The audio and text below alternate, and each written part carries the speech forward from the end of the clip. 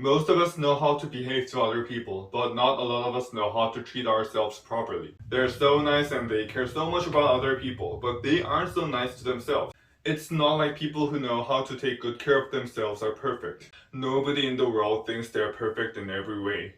People these days are a little bit too harsh to themselves. Of course, we're living in a highly competitive society where we're judged by our university, our appearance, and our money. And when people don't do as well as others, a lot of them criticize themselves rather than forgiving and being nice to themselves. There's one thing people overlook. You are the one that's most responsible for taking care of yourself, and you are the one that can treat yourself better than anybody else. Of course, your parents must be taking good care of you, and you've got friends that really care about you, but to take care of yourself is a totally different story.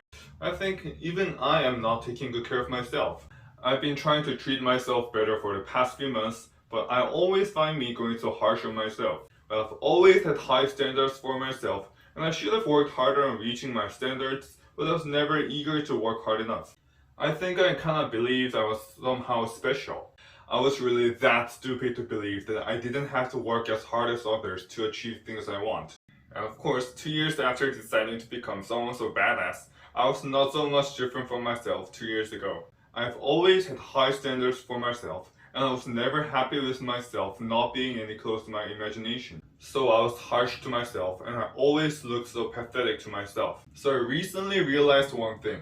We don't rise to the level of our expectation, we fall to the level of our training. This is a quote from Archilochus, a Greek poet. We can't expect results better than the level of our training, and I can't expect any result from myself not putting in any effort.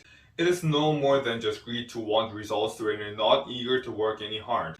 And I think I've never worked hard enough in my life to achieve anything extraordinary. So I decided to start hustling for the first time in my whole life.